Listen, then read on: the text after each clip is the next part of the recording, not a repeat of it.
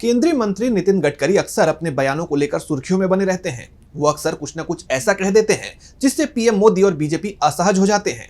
अब नितिन गडकरी ने एक बार फिर ऐसा बयान दे दिया है जिस पर हंगामा मच गया है। नितिन गडकरी ने जाति को राजनीतिक हथियार के रूप में इस्तेमाल करने की आलोचना की है। तो और क्या कुछ कहा है गडकरी ने, जानने के लिए देखिए ये रिपोर्ट। केंद्रीय मंत्री नितिन गडकरी का अब एक और बयान सुर्खियों में आ गया है। नितिन गडकरी ने एक बार फिर राजनीति की काली सच्चाई से लोगों को रूबरू कराया है। उन्होंने कहा कि भारत के लोग जातिवादी नहीं है, बल्कि राजनेता अपने स्वार्थ के लिए जाति को चुनावी हथियार बना रहे हैं।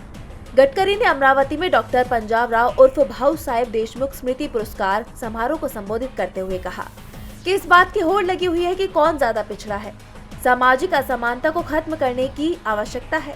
जातिगत भेदभाव को खत्म होना चाहिए। इसकी प्रक्रिया स्वयं से शुरू होनी चाहिए।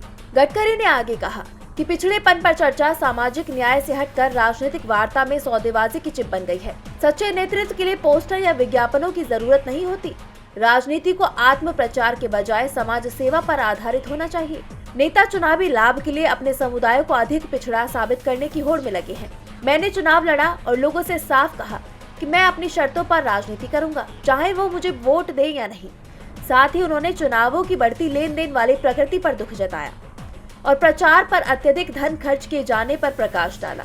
ऐसे में उनके बयान के कई सियासी मायने निकाले जा रहे हैं। सवाल तो ये भी उठ रहे हैं कि आखिर उनका इशारा किस तरफ है। कहीं पीएम मोदी की तरफ तो नहीं, क्योंकि विपक्ष लगातार पीएम मोदी पर धर्म की राजनीति करने का आरोप लगाता आ रहा है।